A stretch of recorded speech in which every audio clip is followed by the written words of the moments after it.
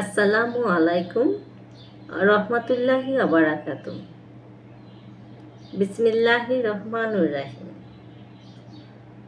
বন্ধুরা, আজ আমরা আলোচনা করব এমন এক বিষয় নিয়ে যা প্রাচীনকাল থেকেই মানব সমাজকে আকৃষ্ট করেছে এবং এখনও বিভ্রান্তি করছে। জাদু, তাবিজ এবং কুফরি কাজ, তাদের প্রকৃতি, প্রভাব এবং আমাদের জীবনে এগুলোর ভূমিকা।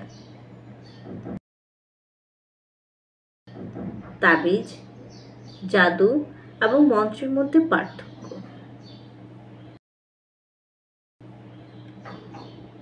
তাবিজ সাধারণত একটি ছোট ধাতব বা কাপড় মোড়ানো বস্তু।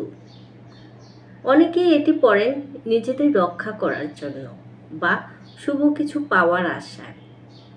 বেশিরভাগ ক্ষেত্রে এটি ধর্মীয় দিক থেকে অনুমোদিত নয়। জাদু, কালো জাদু একটি বিভ্রান্তি। কালো জাদুর উদ্দেশ্য প্রণোদিতভাবে ক্ষতি করার জন্য ব্যবহার হয়। এটি শয়তানের সহায়তায় পরিচালিত। মন্ত্র, মন্ত্র হলো শব্দ বা বাক্যর পুনরাবৃত্তি যা কোনো নির্দিষ্ট উদ্দেশ্যে ব্যবহৃত হয়। কিছু মন্ত্র ধর্মীয় হতে পারে, তবে অনেক ক্ষেত্রেই তা কুফরি বা শয়তানের সাথে সম্পৃক্ত। এখন আসা যায় প্রাচীন বিশ্বাস এবং আধ্যাত্মিক দৃষ্টিভঙ্গি কি। প্রাচীন বিশ্বাস, গ্রাম বাংলার সমাজে তাবিজ কবচের প্রচলন প্রাচীনকাল থেকেই ছিল। সহজলভ্য সমাধানে আসায় অনেকেই এটি গ্রহণ করেন। বাস্তবে আর কোনো বৈজ্ঞানিক ভিত্তি নেই। আধ্যাত্মিক দৃষ্টিভঙ্গি থেকে,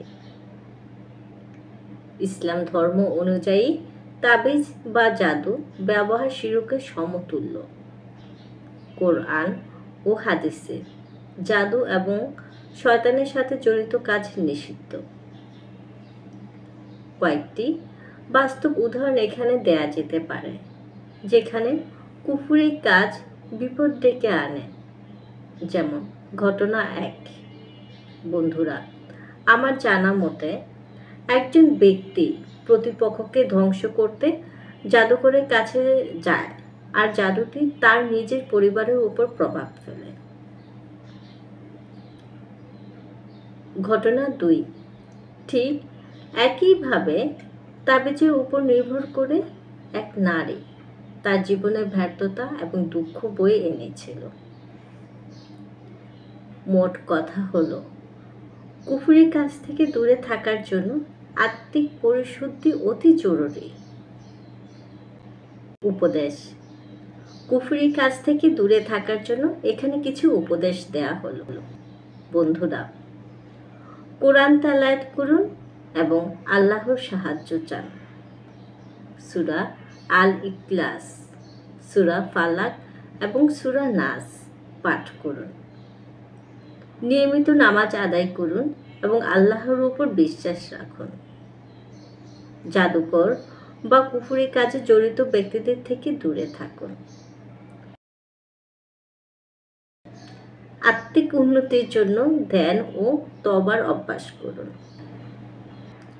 জীবনকে আল্লাহর প্রদত্ত পথে পরিচালিত করুন। তাবিজ, জাদু বা কুফরি কাজ কেবল ক্ষতিই ডেকে আনতে পারে।